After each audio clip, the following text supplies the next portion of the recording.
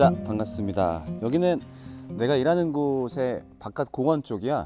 여기도 나쁘지 않은 것 같아가지고 한번 나와봤어. 아직까진 뭐 그때 내가 왜 엄청 추워서 바깥에 못 나갈 거라고 얘기했잖아. 근데 그때 좀 춥고 날이 또 다시 풀려가지고 또 날이 괜찮을 때 동안에는 나와보는 것도 나쁘지 않겠다 싶어가지고 바깥에 나와서 얘기를 하고 있네.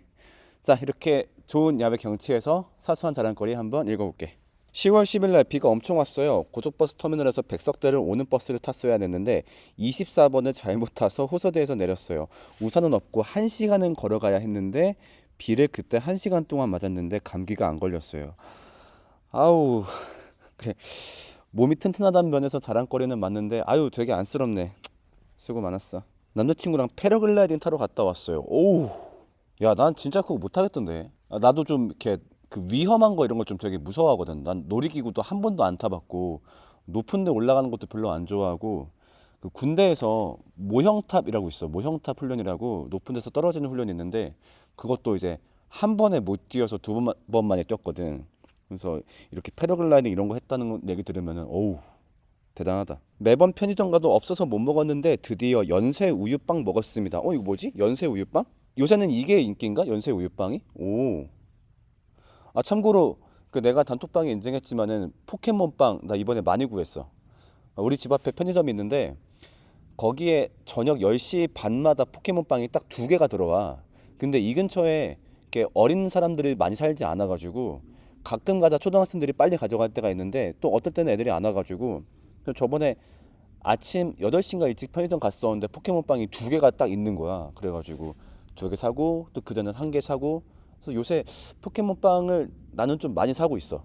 벤치프레스 2달 만에 90 성공했습니다. 와, 90이면은 35, 35 낀 거 아니야? 그치? 35, 35. 와, 내가 정말 무리해가지고 80까지 해봤었는데 한 개, 딱 한 개. 와, 근데 90이면 진짜 잘 된다. 부모님께 매일 아침마다 전화하고 끊을 때마다 사랑한다고 말해요. 아우, 정말 잘하고 있다. 이거는 정말 대단한 특기야. 내가 사랑하는 사람한테 사랑한다라고 말할 수 있는 건 진짜 대단한 특기거든. 이건 정말 좋은 거야. 혹시 친구들 중에서도 이런 특기를 갖고 싶은 친구들은 그 말로 먼저 시작해봐. 고맙다라는 말로. 사랑한다는 처음에 시작하기가 좀 어려울 거야. 근데 고맙다라는 말은 조금 그 부담이 덜 하거든. 부모님이나 가족이나 이렇게 친구한테 고맙다라고 한번 말해보면 정말 좋아. 술 좀 줄이려고 하는데 이번 주는 이틀밖에 안 마셨습니다. 그래, 잘했다. 그 돌아오는 주도 이틀만 마시기 할 수 있겠지? 약속하자. 오늘 쾌변했죠요. 이성 친구가 한 명도 없다. 자랑거리지? 그래, 축하해.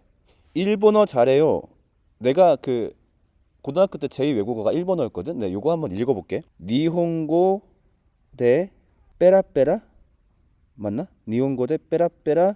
그 다음 한자가 뭔지 모르겠고 세마스 다 까먹었어. 작년 9월에 공동 저자로 출간한 책이 10월 16일까지 교보문고 광화문점에 전시돼요. 진짜 책 냈구나. 세상에, 이렇게 이른 나이에? 알려줄래? 그러면 같이 내가 한번 여기 그림 띄워줄게. 이런 거 같이 알면 좋지. 알려줘라. 지난주에 말씀드렸던 음원은 봄에 어울려서 내년에 발매할 것 같아요. 그전에는 사운드 클라우드랑 유튜브에 업로드하려고 해요. 1, 2주 뒤가 될 것 같은데 업로드하고 나면 알려드릴게요. 감사해요, 성진이 형. 이제 음원 최종본 나와서 업로드하게 되면 꼭 알려줘. 파리바게트 알바라서 팁이나 할인 혜택 이벤트를 잘 알고 있어요. 팁이나 할인 혜택 같은 게 있었나? 난 전혀 몰랐거든. 내가 파리바게트를 종종 가는데 이런 게 있었구나. 나는 파리바게트에서 하나밖에 안 먹어. 모카빵. 내가 대학생 때부터 나는 그거 하나만 먹었어. 피자 도우를 정말 예쁘게 펼 수 있습니다. 아유, 다들 기특하다. 공부하랴 알바하랴 그 와중에 이렇게 수업까지 잘 들어줘서 진짜 고맙다. 여기 또 있네, 편의점 알바 마스터. 다들 고생한다. 오케이, 오늘 수업 본격적으로 시작해 보겠습니다.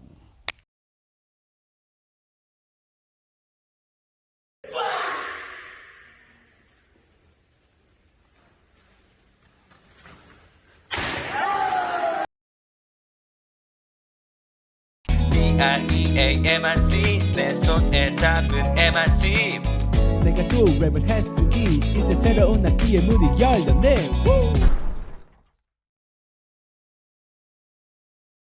자, 우리 그동안의 이야기 짧게 복습하고 시작을 해볼게.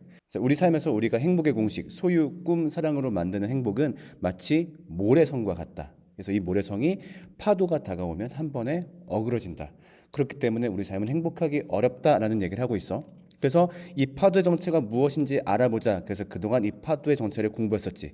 이 파도의 정체는 바로 악함이었어.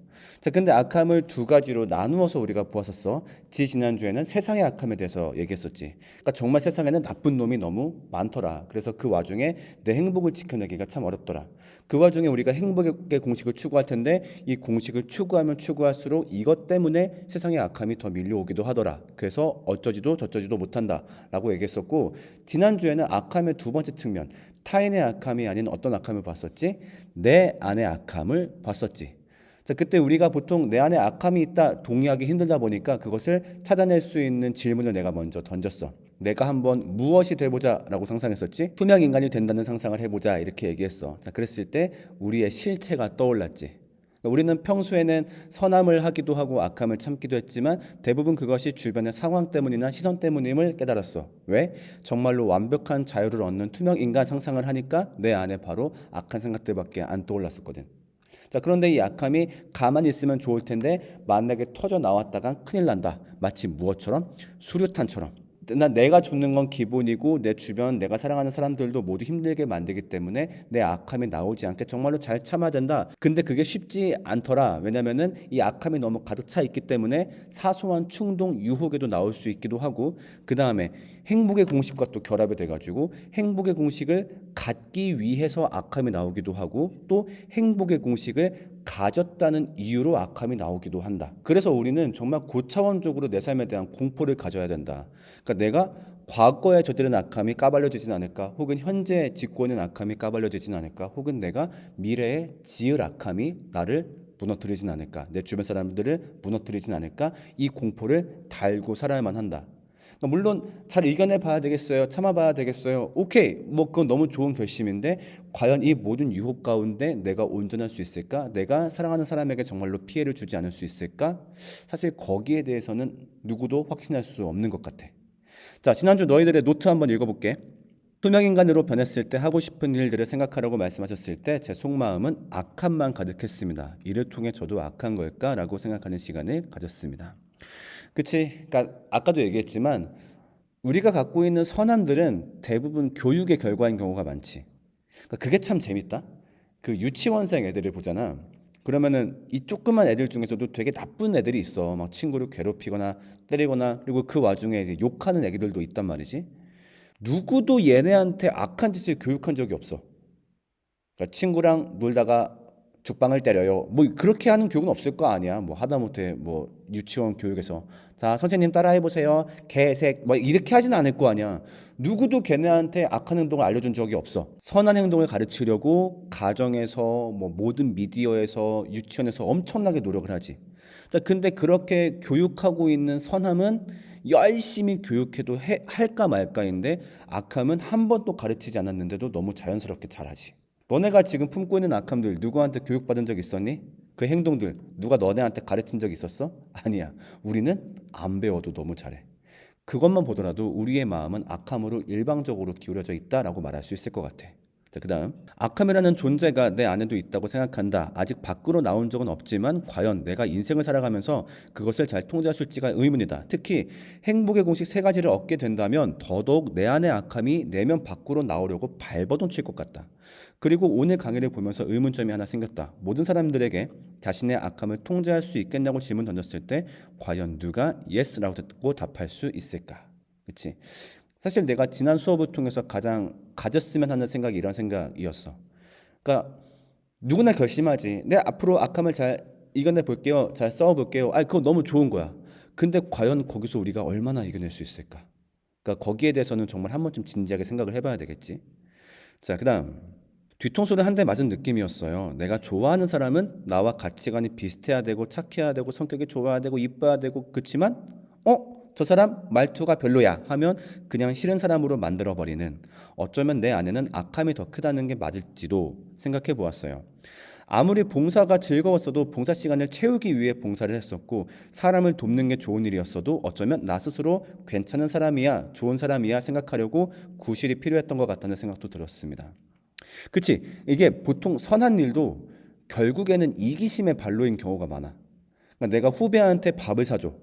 이 후배를 사랑하기 때문에도 있겠지만은 내가 이렇게 밥을 사주었을 때 나한테 돌아올 칭찬 혹은 내가 얻게 될 이미지에 대한 기대치 때문인 경우가 많지. 그러니까 이걸 언제 할 수 있냐면은 내가 얘한테 맨날 밥을 사줬어. 근데 예를 들면 얘가 그것을 기억을 못해. 혹은 나한테 잘해주지 않아. 혹은 뭐 어디 가서 고마운 선배 얘기할 때 내 이름은 쏙 빼. 그러면은 그때 내가 인풋했던 선함만큼 분노로 바뀌는 케이스가 있지. 왜냐하면 이 선함은 사실은 어떤 이득이 되는 결과를 기대한 선함이었기 때문인 거지. 그래서 자기 내면을 잘 돌아보면은 정말로 선함이 있을까 했을 때 긍정적인 대답을 하기가 어려울 때가 많은 것 같아. 나도 하나 더 얘기해 보자면은 이건 나도 부모로서 얘기를 하는데 보통 이제 우리가 그 위대한 사랑, 정말 이것만큼은 숭고한 사랑을 얘기할 때 모성애와 부성애를 많이 얘기하잖아. 근데 부모가 되었던 입장에서는 나는 사실 이 모성애와 부성애도 이기심 때문에 발휘되는 경우가 굉장히 많다고 생각이 들더라고. 그러니까 몰라. 다른 부모들은 어떤지 모르겠어. 근데 최소한 나는 그렇더라고.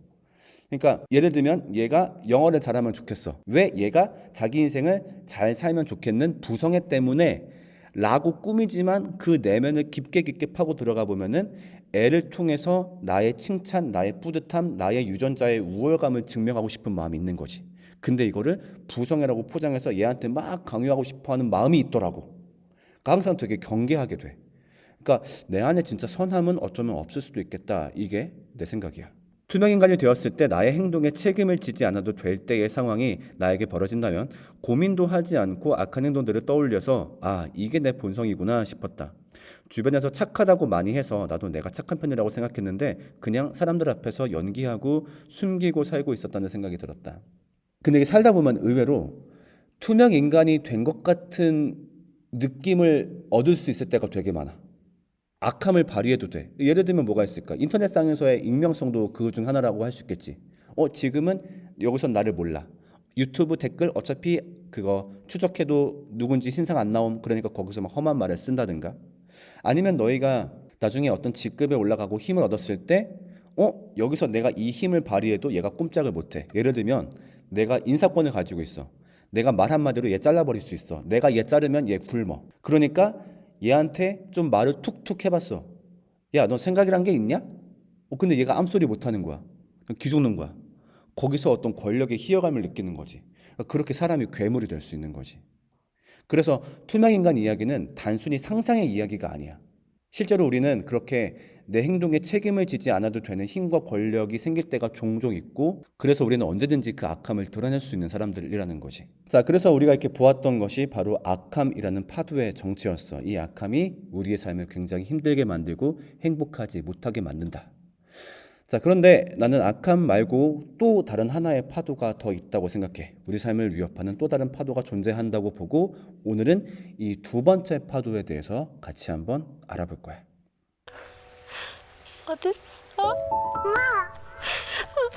엄마! 엄마 어디 있었어? 엄마 항상 엄마 내 생각했어? 맨날 해. 나는 엄마 많이 보고 싶었어. 엄마도 너 보고 싶었어. 우리 나연이 나연아 나연이 잘 있었어? 엄마 나연이 보고 싶었어.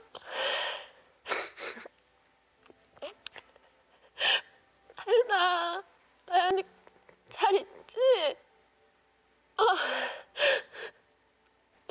엄마 나연이 안아보고 싶어.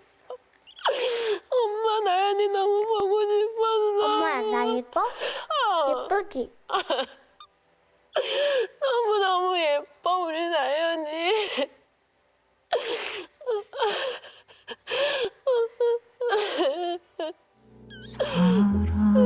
나연아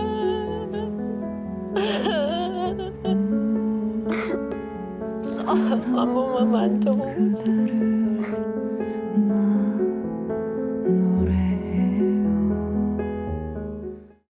이 두 번째 파도의 정체는 바로 죽음이야.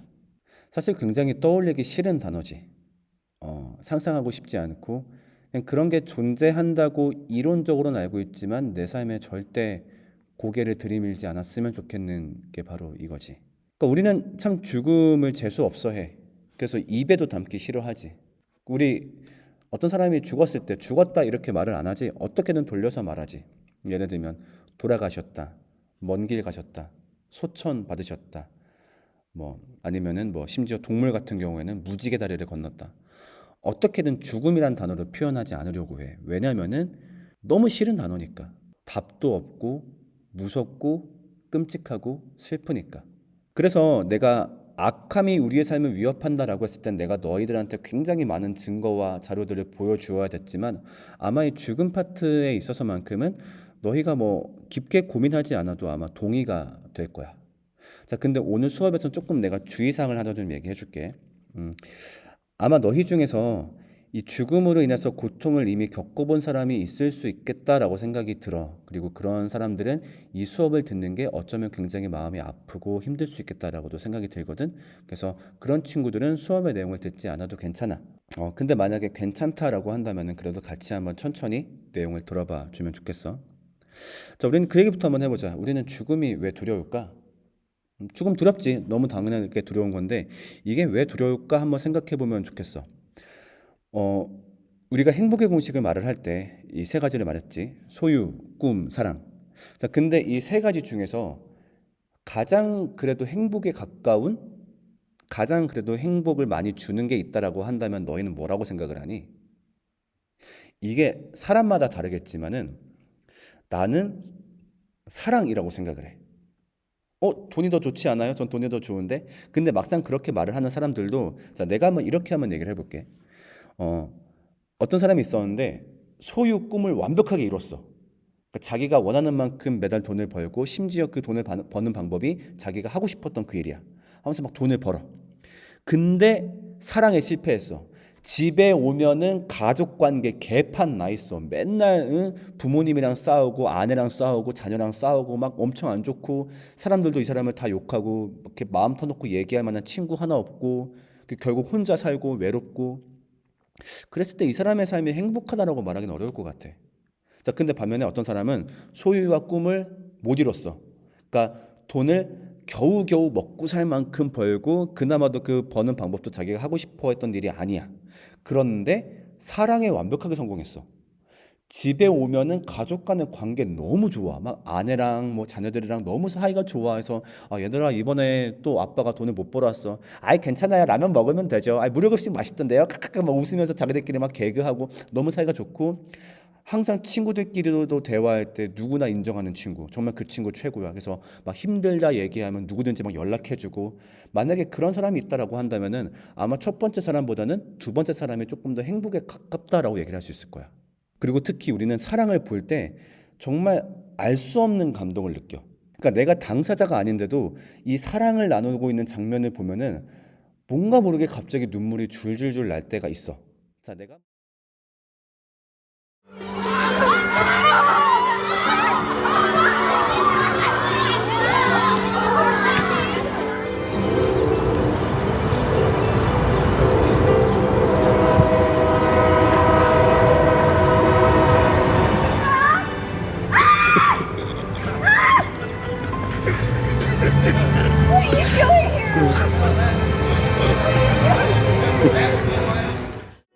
Is he alright? I think he's alright. I think he's more than alright. No! No!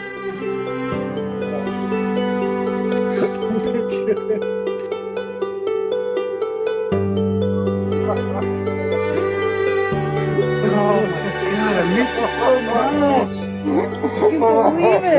I can't believe it!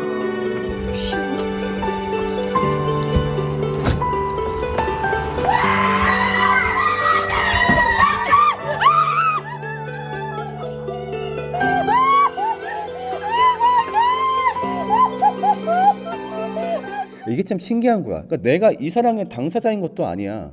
근데 왜 보면 이렇게 눈물이 나고 이상하게 행복감이 들까? 누군가가 자기 돈을 막 펼쳐놓은 모습을 우리가 봐. 그럼 우리가 부럽다라고 할지언정 그걸 보면서 되게 행복감이 오거나 기쁘거나 그러진 않을 거야. 그건 제 거니까. 꿈도 마찬가지야. 누가 막 꿈을 이뤘대 막 자랑해. 그러면 그냥 우리는 그게 부러울 거야. 근데 누군가가 정말로 가족과 소중한 사람들과 사랑을 주고받아. 그걸 보고 있으면은 내가 당사자도 아닌데 묘하게 행복해져. 그거는 우리가 사랑에서 가장 큰 행복을 느낀다라는 증거 같거든. 맞아. 우리는 사랑에서 가장 큰 행복을 느끼는 것 같아. 자, 근데 죽음은 뭐냐면 이 사랑을 한 번에 찢어버리는 일이야. 사랑이란 거는 대상이 있잖아. 근데 죽음은 이 대상을 한 번에 가져가 버리지. 그렇기 때문에 그 대상과 나누었던 사랑도 찢어지고 말지.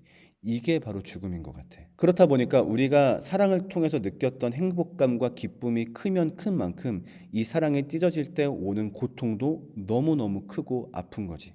그래서 한번 생각해 보자. 만약에 죽음으로 사랑이 끊기는 일이 벌어진다면, 그러니까 분명히 우리가 우리 삶에서 사랑하는 사람들이 있을 것이고 그 사람이 너무 좋은데 만약에 죽음이 다가와서 그 사람과 내가 끊기는 일이 발생한다면은 우리가 쌓아놨던 소유, 꿈, 사랑이 의미를 지니지 못한다라는 사례를 내가 본 적이 있는데 그걸 이제 TV를 통해서 본 적이 있었어. 너희가 아마 기억할지 모르겠는데 너희가 초등학생 때인가? 그 우리나라에 팬데믹이 또 있던 적이 있었어. 지금 코로나 말고. 그러니까 메르스가 있었고 그 전에 또 있었고 2009년쯤에 이제 우리나라에 유행했던 질병이 바로 신종플루라는 바이러스였어. 그때도 이제 막 팬데믹으로 되게 심각했었는데 사실 그때는 지금처럼 심각하진 않았었지. 왜냐하면 그때는 치사율이 그렇게 높지 않았다 보니까 그때 어떤 느낌이었냐면 내가 기억하는데 마스크를 쓰는 걸 권장하는 정도? 그러니까 마스크 안 썼다고 이상하게 보지는 않는데 누가 마스크 안 낀 상태에서 기침하면은 좀 그때는 아예 좀 매너 없네 이렇게 봤던 한창 심각할 때도 그 정도의 느낌이었던 걸로 기억을 해. 그래서 사람들도 막 그렇게 심각하게 여기진 않았었는데 이때 일이 발생하지. 이때 어떤 일이 발생했냐면은 유명 배우의 자녀가 죽는 일이 발생했어.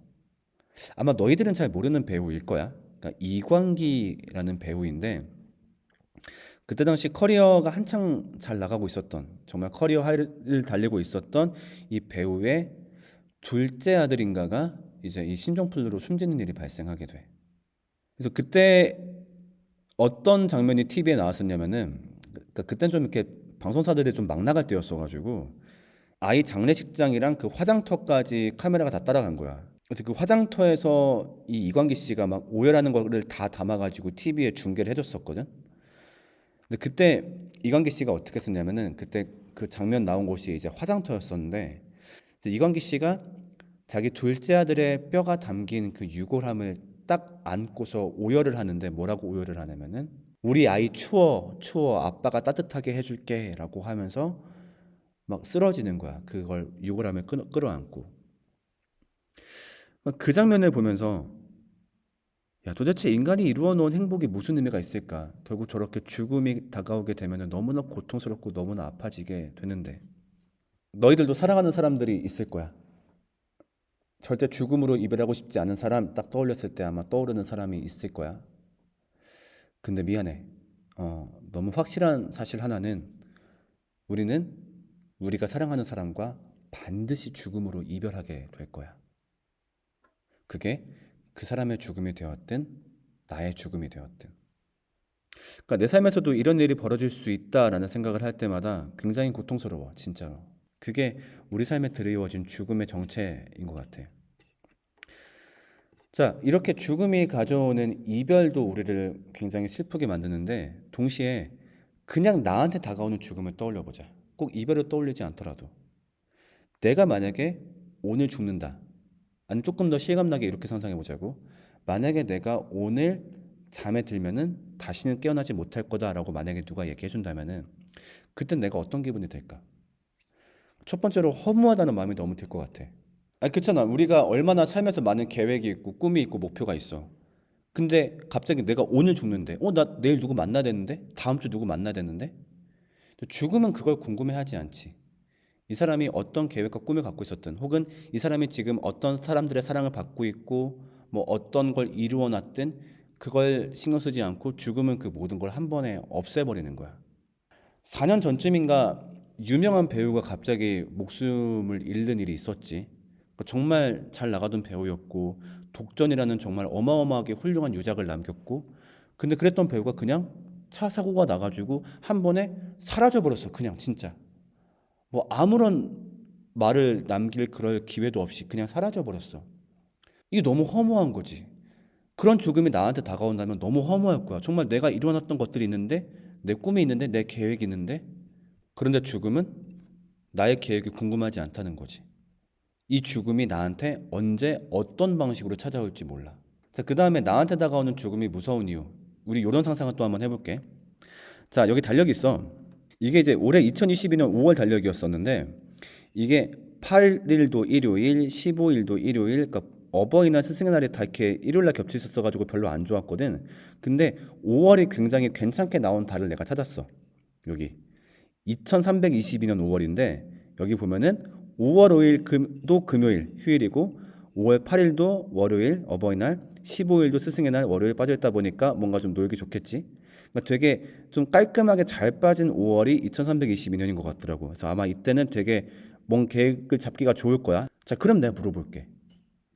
이때 2322년에 우리는 어디에 있을까?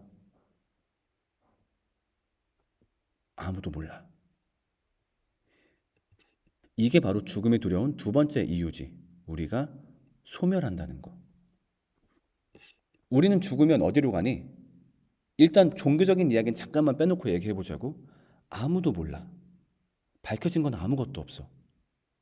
수많은 과학자들과 물리학자들이 사후의 어떤 세계에 대해서 아니면 영혼의 존재에 대해서 찾아보려고 겁나 많이 노력했지만 아무것도 밝혀진 게 없어. 그래서 많은 사람들은 우리가 그냥 사라진다라고 얘기를 해. 근데 어찌 보면 그게 당연한 것 같아. 지구의 역사가 60억 년, 우주의 역사가 120억 년인데 그 와중에 얼마나 많은 생명체가 태어났다가 죽었다 하겠어. 우리가 그때 그 수많은 생명체, 수많은 인간들, 수많은 사람들 한 명 한 명 한 명이 어떻게 되었나 궁금해하지 않는 것처럼, 정말 그 모래 같은 그 수많은 사람들이 어떻게 됐나 궁금하지 않은 것처럼 어쩌면 나도 그냥 사라져버리는 게 맞는 건지도 몰라.